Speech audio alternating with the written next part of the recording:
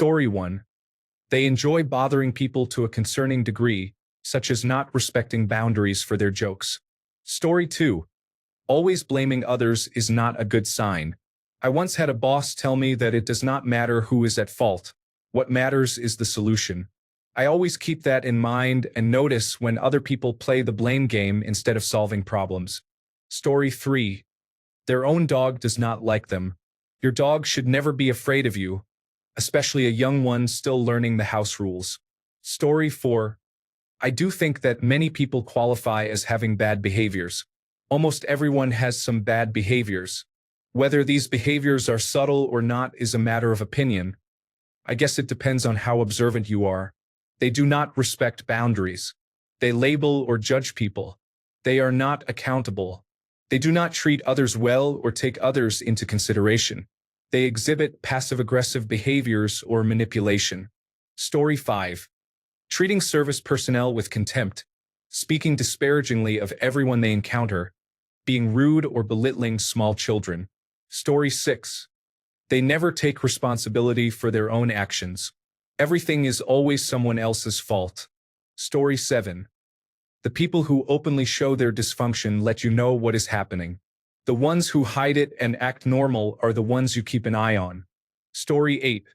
Judge people as good or bad based on biased perspectives, thereby separating themselves from the bad and creating a false narrative of being good. Story 9. They do not listen to other people. People who have an entitlement personality believe their views and opinions are superior to others, so they dismiss different points of view. Story 10. Working against you in sneaky ways. Make the dish for me. Here, I've prepared 10 cans of ingredient Y for you. Even though you only need half the prepared ingredients, they sneakily want you to do it wrong, so they have reasons to give you trouble about it. Story 11. I am a very direct and passionate person. Many people cannot handle me, but it is just the way I am. Translated. I am absolutely crazy and have no intention whatsoever to change. Story 12. They will use you to get gossip and information on other people without you necessarily realizing.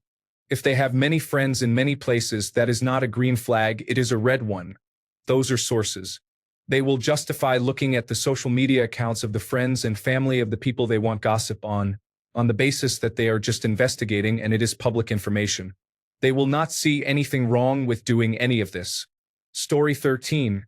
The best way I have learned to gauge it in a short amount of time is to pay attention to how much they consider the wider ramifications of their actions, specifically on the people around them. For example, do they litter rather than keeping the trash until they can find a garbage can because it is more convenient for them? Or do they light up a cigarette around groups of people without checking to see if anyone would be bothered first? Are they polite to everyone they encounter or just the people they need something from, that is, staff at a store or restaurant? In that case, are they even rude to service staff because they technically have power over them and feel no need to be kind? Things of that nature. Now, it is not foolproof, of course, and it can vary greatly depending on different factors. Good people can sometimes be very inconsiderate, and bad people can sometimes be very thoughtful and even pleasant to be around. But I have noticed that good people tend to be more conscious of the people around them in their environment and take steps to ensure their presence is as undisruptive or pleasant as they can reasonably make it. This demonstrates they care for others and are mindful not to make anyone else's day any harder than it needs to be because they are aware that everyone is going through their own struggles in life, and they do not want to add to that if it is not necessary. Whereas bad people are a lot more self-centered. They do not care how their presence impacts others, or may even intentionally cause problems because they enjoy being difficult. But, as I said, it is not a perfect way to gauge it, but it is the best system I have found to make such an estimation in a very short amount of time. I hope this helps, but do not take it as gospel. Trust your own judgment on people, as there is a certain amount of inherent feeling you get by interacting with a person in real life. Trusting your gut is common advice for that exact reason. Story 14. Littering. Rude in general, such as to waitstaff. Unusual behavior regarding money, including not repaying debts or refusing to pay their share. Story 15. They say more bad things behind people's backs than good things. They make you try to earn their attention. They are a serial liar. They say bad things about everyone from their past to stop you from contacting them, only for you to find out that they have treated everyone badly, which is why they did not want you to contact anyone. They brag about anything, even if it means contradicting something they have already said. They steal parts of other people's lives to make themselves sound more interesting. For example, lying about having a deceased sister named Lila when it was actually their ex-boyfriend who had a deceased sister named Lila. Or saying their entire family is Muslim, when 2 weeks ago their family was Spanish and Catholic, and a year ago they said they were atheist and Scottish. You find out that they take secret photos of children on their phones. They do not do anything nice without an ulterior motive. If you try to have a mature discussion with them, they always paint themselves as the victim and act childish. They say they have an eating disorder and pretend to hide by themselves every lunchtime, but in reality, they are just chatting with someone to get closer to their 11-year-old sister. Then you have to report them to the school because they want to work there after graduating. They get angry at you if you cannot keep up with their current lies. If you mention anything, they will stop talking and tell you that if they kill themselves, it is your fault. They try to isolate you from your friend group. They have a crush on anyone who shows them any sign of attention. They have chronic jealousy. For example, pretending to be multilingual because they found out someone else was and did not want that person to be seen as smarter than them. When called out, they just shrug and gaslight you. They always blame other people for their actions. They think people are stupider than they are. For example, when you ask to see their passport to prove this week's nationality, they say they accidentally left their only passport abroad the last time they were on holiday. And this is all from one person. Story 16. Some subtle signs. Many people are posting very obvious signs. 1. They push you too far out of your comfort zone and probe your vulnerabilities. They compliment you in ways that actually seem insulting. They talk about how they are always wronged and have never wronged anyone else. But if you have been wronged, then you may be overreacting. You have never heard them say, "I'm sorry." Story 17. They cannot take accountability for anything. There are no genuine apologies, only expressions of regret for being caught or called out. Story 18. Well, I am sorry that you are upset. I heard that today from someone who is a real witch after she was rude to me. Not, I am sorry that I hurt your feelings or was short or rude to you. Story 19. Constantly late. If your friends are always waiting for you and plans get messed up, you are selfish and inconsiderate. Story 20. One issue is labeling people as good or bad. This reflects black and white thinking, which usually means the person is critical, judgmental, or controlling in some way. However, I would not say that means they are bad, but it is a red flag in general to me regarding their effect on others. Story 21. They constantly feel the need to tell you all the good things they have done, especially if those things are basic human decency. Story 22. If they have children, pay attention to them. That is a good indicator if you know what you are looking for. Please be cautious when taking action. Story 23. They commit murder. But jokes aside, when they speak badly about others behind their backs, especially their friends, you can be sure they are doing the same to you too. Story 24. They like to mock people. The suffering of others brings happiness to their impulses. They get mad when they are corrected. Story 25. Not putting your cart back at the grocery store is inconsiderate. You can work weekends at food shelters helping the homeless, but if I see you not put your cart back, I immediately think poorly of your character. Story 26. Lack of normal emotional response in themselves and an inability to understand any emotional responses that you have. Story 27. Things are always someone else's fault. They cannot take responsibility. That is a telltale sign of a psychopathic character, in my opinion. Always being the victim indicates if someone has fascist tendencies, in my opinion. Story 28. They like to joke about people but cannot take it if they are the subject of the joke. Also, if they leave their shopping carts in the parking lot instead of returning them to the designated area. Story 29. They say they read the whole Bible as if this is supposed to make them a better person, as if they know everything now. Story 30. Lack of accountability. This can result in either dramatic behavior when asked to take control or smiling in your face while visibly disagreeing and continuing the damaging behavior. I caught a coworker red-handed and called him a liar in front of the team leader. This resulted in a very dramatic session. Story 31. When they are more willing to help a neighbor instead of their own family. Abusers, especially narcissists, do this often. Story 32. When they deny and adamantly say they never said the negative thing to you, even though you clearly heard them say it. Story 33. Whether or not they put the grocery cart back in the cart corral may be a small detail, but I will stand firm on that. Story 34. Someone who is rude to servers or anyone who cannot defend themselves, I would ignore immediately. Story 35. They mistreat servers and wait staff, especially immigrants, at places they are definitely going back to. I stopped going out to eat with my own mother because of this behavior. She is also the least understanding person I have ever known, which may contribute. Story 36. You said a subtle sign. Most of these answers are pretty overt signs. For me, a subtle one is when someone without mobility issues does not return their shopping cart and just leaves it in the way or puts the two front wheels up on a parking curb. This behavior is lazy and rude. Story 37. There are many signs, but one of them is when people treat service workers badly and are rude in general. It is sad, but this is the world we live in now. Story 38. Constant projecting, such as all X are Y. Politics as identity. Always needing to be the center of attention. Gray area morality, for example. It is totally fine to steal from corporations. Using social media to constantly present oneself as good or moral. Bragging about reckless endangerment, including driving while intoxicated and arrests. Story 39. Change lanes without signaling, especially to go around one vehicle and immediately take the exit ramp. Story 40. They use therapeutic language and euphemisms to downplay abuse. They put the blame on the victim and claim it is their choice, then turn the accusations back on the accuser and call them judgmental. They are the type of person who goes on long rants about moral relativism and says who is to say all the time, especially when it comes to age of consent laws. Story 41. They are constantly telling you about all the good causes they support or using vague phrases like they are for the people. Story 42. They always seem to be competing with others and never being supportive.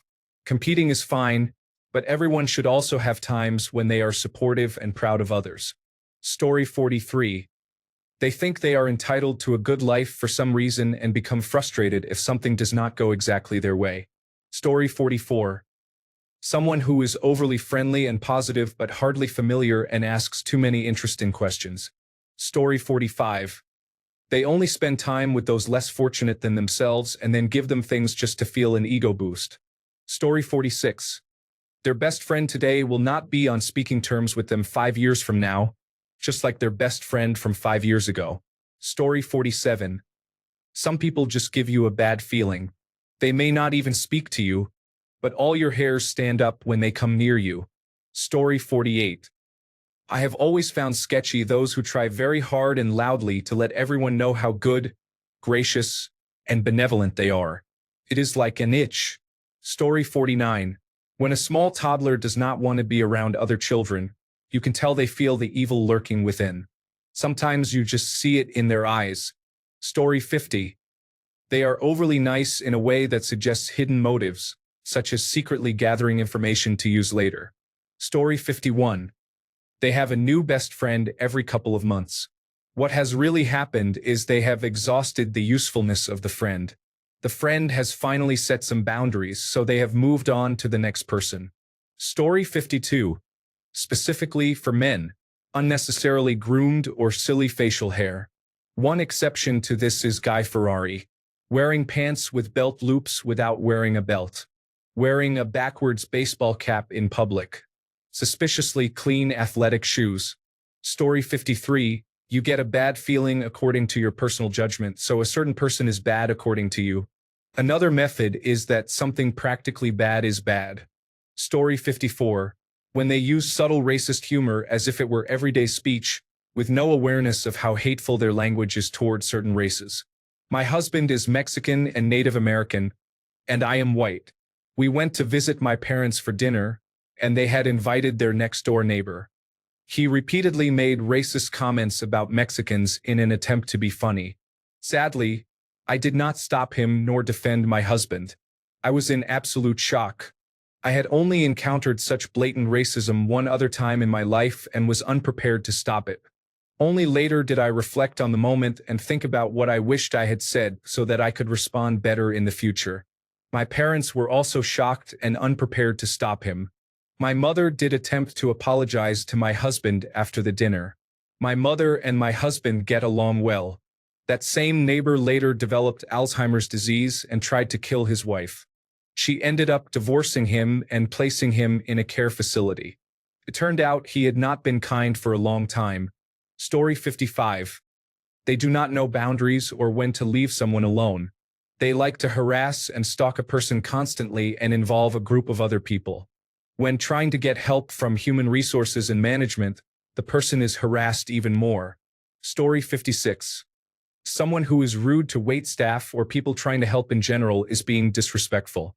If you are going to be rude to someone who is trying to help you, then you may just be inconsiderate. Story 57.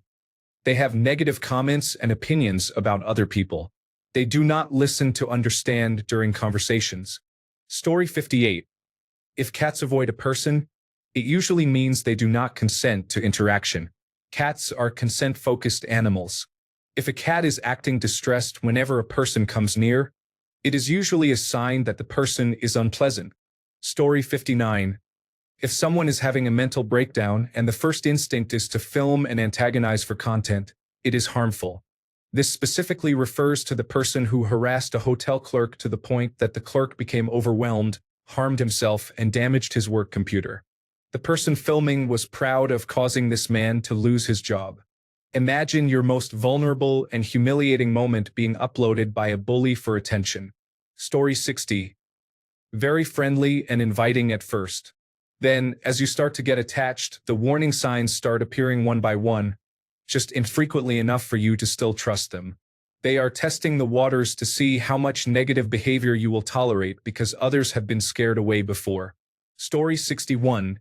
You do not even need subtle signs. Most people reveal themselves to be bad people by being bigots. They have harmful opinions about women, people of color, lesbian, gay, bisexual, transgender, and queer people, disabled people, homeless people, working-class people, and others. Story 62. If they cannot listen to even the slightest bit of critique, they are a bad person. It means they are so narcissistic they practically believe they walk on water. Story 63. If they cannot listen to even the slightest bit of critique about themselves, they are a bad person. It means they are so narcissistic they practically believe they walk on water. Story 64. Here's one that might be personal to me. You know how you can banter with your close friends? Like, take good-natured jabs at each other and have a laugh because you know it's not serious and all in good fun. Now imagine having someone you just met doing that to you. A lot of us have experienced this. I think the person who we're barely acquainted with already assumes they can do the jokey banter with me. Call me old-fashioned, but that sort of thing needs to be earned. Anyone who jumps quickly to that stage with me flags themselves as a bad person because it shows a lack of boundaries or respect for others. Story 65. They are one-uppers.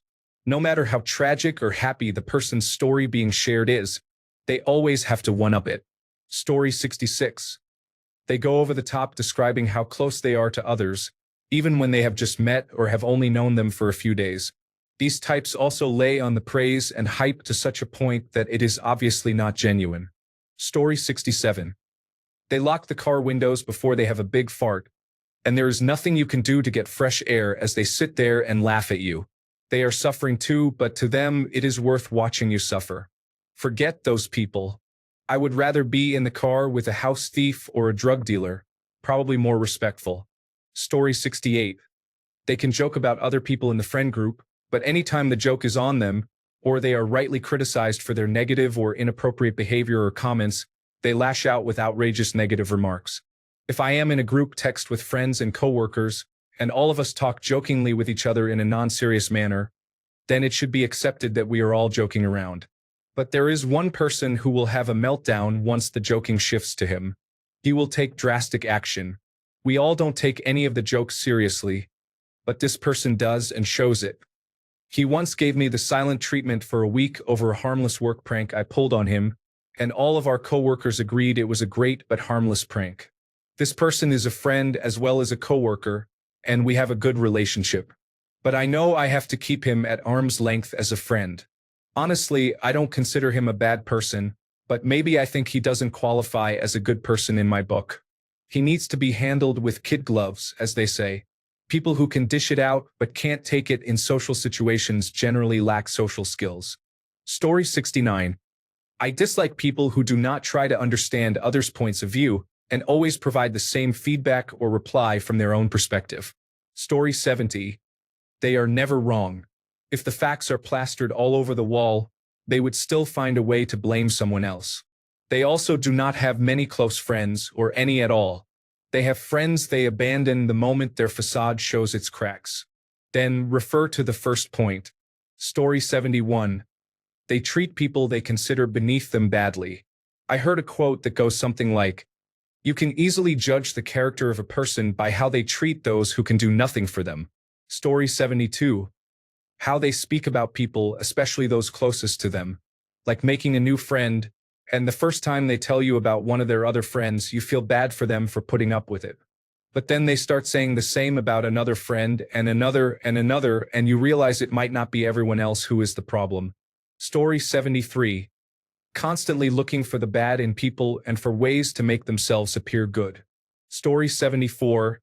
Lack of integrity. Unable to accept criticism. Unable to take responsibility for their actions.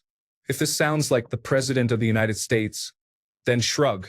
Story 75. They're sent. From attractive individuals with questionable character to untrustworthy businessmen, there is always something slightly off about their scent, no matter how good the perfume is. Thanks a bunch for sticking around till the end of the video. Remember to subscribe, and until next time, stay awesome and goodbye.